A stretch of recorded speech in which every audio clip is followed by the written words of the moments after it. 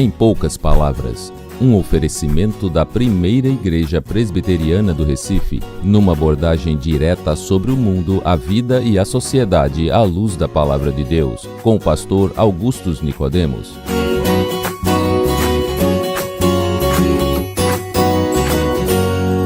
Então, queridos, estamos iniciando o 5º programa da 9ª temporada do programa Em Poucas Palavras. É gratificante poder contribuir com a sua edificação. E então, pastor, está preparado com a pergunta que vem pela frente? Estamos, com a graça de Deus, estamos aqui, ponto de bala, né, para responder as perguntas dos nossos ouvintes. O que é sempre um prazer, né? O que eu gosto do programa, uma das coisas que eu mais aprecio no programa é exatamente essa possibilidade de interação, ou seja, da gente receber perguntas, e aliás, viu, Denis, são muitas perguntas que a gente recebe pelo e-mail, né? Vamos aproveitar aqui para divulgar o nosso e-mail para você que gostaria de fazer alguma pergunta. O e-mail é empoucaspalavras@primeiraigreja, tudo junto, minúsculo, .org.br. E por esse e-mail você pode fazer a sua pergunta chegar até nós. Então vamos lá. A pergunta de hoje vem do Jorge Júnior, que é de Natal, do Rio Grande do Norte. Natal, cidade boa. Estive lá recentemente, praias belíssimas, povo muito bom. É sempre bom dar uma passadinha lá por Natal. Minha saudação para você, Jorge. E o Jorge pergunta o seguinte: tenho 2 anos de conversão, luto para não voltar a ser quem eu era. Sou cobrado pelos irmãos na fé e me angustio muito por cobrar a mim mesmo, com medo de estar desagradando a Deus. O que devo fazer, pastor, para ter a felicidade que Deus promete e não viver angustiado? Muito bem, Jorge. Obrigado pela sua pergunta. Nós vamos tentar aqui respondê-la para que seja uma bênção na sua vida e na vida de outras pessoas que têm essa mesma dificuldade. Então, em primeiro lugar, graças a Deus. Você disse que tem 2 anos de conversão. Ainda bem. Graças a Deus porque Ele lhe tirou das trevas, lhe trouxe para a luz, lhe fez entender que você é um pecador, que você precisava da graça salvadora de Jesus Cristo e que pela fé, então, você foi recebido, foi perdoado por Deus. É tudo isso que a conversão significa, não é? Então, bendito seja Deus que teve compaixão de você, Jorge, porque essa é a maior bênção que Deus pode dar a uma pessoa aqui nesse mundo, que é a conversão, a mudança de coração, mudança de mente, mudança de atitude provocada pelo Espírito Santo de Deus, mediante e aplicando os benefícios que Cristo conseguiu para nós na cruz do Calvário. Você diz aqui que depois de 2 anos de conversão, você luta para não voltar a ser quem eu era. A boa notícia, Jorge, é que você nunca mais vai voltar a ser quem você era, exatamente porque Deus operou uma mudança no seu coração. É isso que a palavra conversão significa. Se alguém está em Cristo, diz o apóstolo Paulo, na 2ª carta aos Coríntios, capítulo 5, se alguém está em Cristo, é uma nova criatura. As coisas velhas passaram, eis que tudo se fez novo. Então não tem como você voltar a ser o que você era, porque na conversão Deus implantou na sua vida um novo princípio orientador. Ele lhe deu o Espírito Santo, de maneira que a sua vida tem agora uma nova orientação. Ela tem um novo direcionamento. Você não voltará jamais a ser quem você era. Eu sei que quando você diz isso, você está querendo dizer que você tem medo de praticar aquelas mesmas coisas que você praticava antes de conhecer a Jesus Cristo. E isso é possível acontecer sim. Você praticava aquelas coisas, aqueles pecados, de uma maneira muito natural, gostava, achava que era bom. Mas depois que Deus transformou a sua vida, deu o Espírito Santo, lhe fez nascer de novo, colocou você em Cristo Jesus, o pecado não é mais uma coisa natural. O pecado não é uma coisa que você faz com tranquilidade. O pecado traz angústia, vai trazer culpa na sua consciência e voltar a ser o que você era, você não vai, porque é Deus quem lhe segura e quem lhe sustenta. Você diz aqui que você luta para não voltar a ser o que você era. Essa luta é boa e significa que você está consciente de que essas coisas que você praticava antes da sua conversão estavam erradas e você ama a Deus e você não deseja voltar a praticar estas coisas que ofendiam o seu Salvador Jesus Cristo. A pergunta é: que tipo de luta é essa? Porque, veja bem, lutar com suas próprias forças contra a natureza pecaminosa, contra as tentações do mundo, da carne e do diabo, você não vai conseguir vitória. Nós não temos em nós mesmos a condição e a força de vencer o menor dos nossos pecados ou a mais simples das tentações do mundo e do diabo.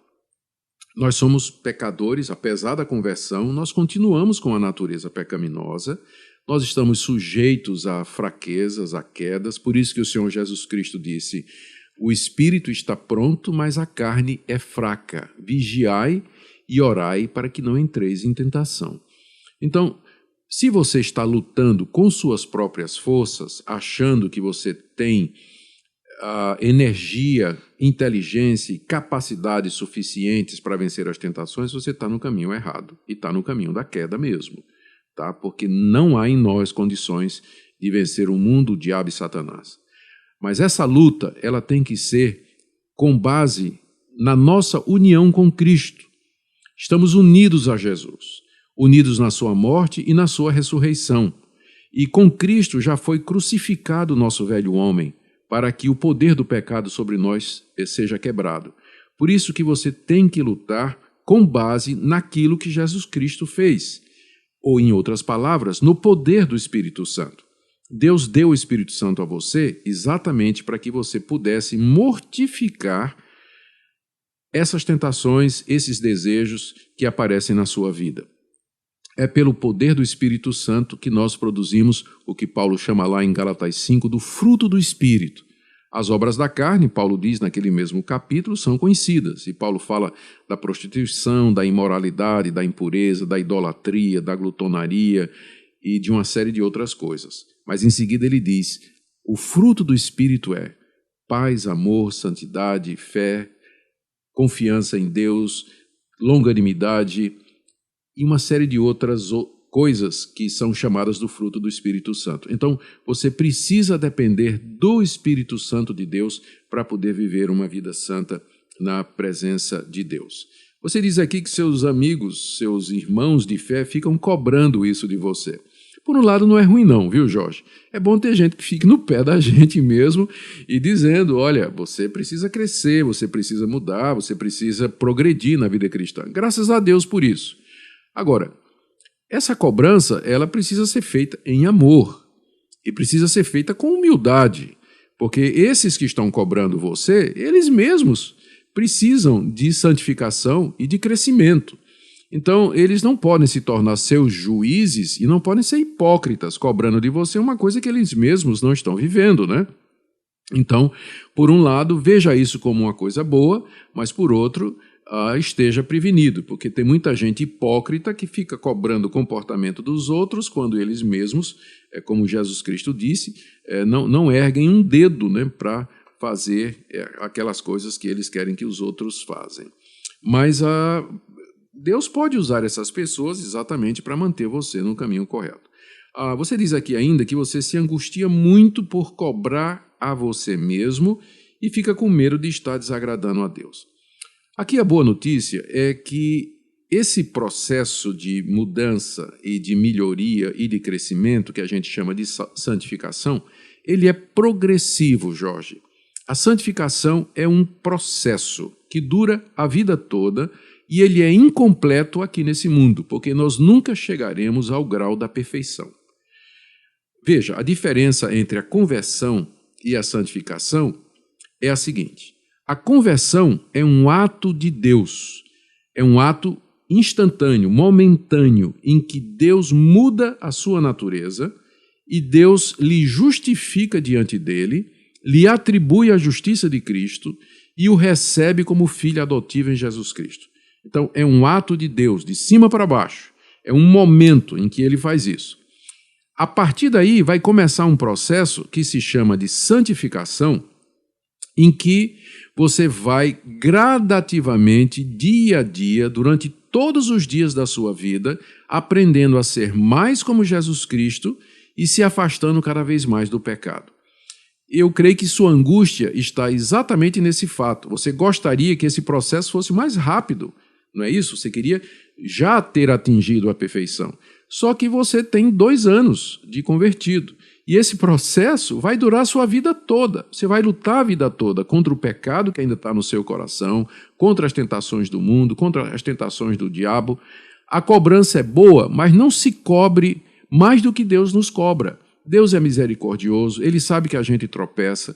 Nesse processo de santificação existem altos e baixos. Há momentos em que você vai estar vivendo na glória, mas há outros momentos que você vai estar no vale da sombra da morte. Você vai achar que Deus lhe abandonou, que você pecou a um ponto que não pode mais retornar à comunhão com Deus. Então vai ter altos e baixos.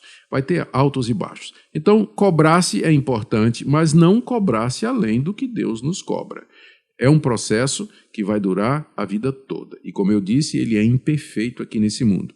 Então, às vezes, esse tipo de cobrança esconde uma certa arrogância, não é? Um certo orgulho. Você não admite que você possa cair, você não admite a sua fraqueza e aí fica com raiva de você. Então, você tem que verificar se essa sua cobrança não parte de uma arrogância sua, porque a humildade, ela leva a gente a dizer o seguinte: Deus, eu sou um pecador, eu sou indigno de Ti, não sou capaz de fazer absolutamente nada por mim mesmo, dependo da Tua graça. Se eu cair, me perdoa, me levanta, me restaura e me faz andar nos Teus caminhos outra vez. Então, leia, por exemplo, Jorge, o Salmo 32, leia o Salmo 51, onde Davi expressa o arrependimento pelo pecado que ele cometeu e como ele pede a Deus misericórdia para andar nos caminhos dele. Por último, você diz aqui, você faz uma pergunta, né? O que é que eu devo fazer para ter a felicidade que Deus promete e não viver angustiado? Essa felicidade que Deus promete, ela não é resultado de uma vida perfeita, mas é o resultado de você saber que mesmo imperfeito e pecador, Deus ainda lhe ama e Deus o recebe como filho. Deus veio ao mundo na pessoa de Cristo nos salvar dos nossos pecados.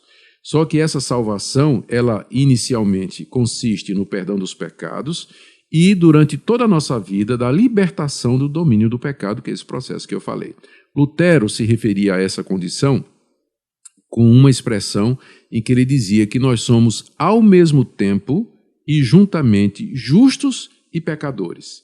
Justos porque Deus nos considera assim, mas pecadores porque nós ainda continuamos, durante toda a nossa vida, sujeitos a cometer pecados e por isso dependemos constantemente da graça de Deus. A felicidade que Deus promete, mais uma vez, ela não é baseada na sua capacidade de viver uma vida santa, mas no fato que você sabe que foi aceito por Deus e perdoado em Cristo Jesus, que Ele é o seu Salvador que intercede por você à direita de Deus. A sua felicidade se baseia nisso, no perdão e na redenção, e não na perfeição que você busca aqui nesse mundo. Então, Jorge, obrigado pela sua pergunta. Espero que a resposta lhe ajude a ver que a felicidade ela nos é dada com base na obra de Cristo e não na nossa perfeição moral, e que você, então, agradeça a Deus até por esses que estão cobrando aí, não é? É bom ter gente que nos cobra. Já pensou se você tivesse amigos que estivessem empurrando você para o pecado, não é? Seria muito pior. Ainda bem que os seus amigos, pelo menos, estão cobrando de você uma vida mais santa. Deus abençoe, Jorge. Inclusive, pastor, conheço algumas pessoas que passam pela mesma aflição que o Jorge. E aproveito para agradecer a audiência de nossos ouvintes. E, pastor, por favor, sua saudação final. Minha saudação final é a você, querido ouvinte, que está lutando para viver uma vida em santidade. Há dois extremos aqui. Primeiro, achar que pode viver de qualquer maneira. Está errado. Deus deseja que nós vivamos uma vida de santificação. O outro extremo é essa cobrança excessiva que nos leva ao desespero. Está errado também. Nosso Deus é misericordioso, Ele é bom e Ele nos estende a mão para nós vivermos uma vida de retidão aqui nesse mundo. Deus abençoe vocês.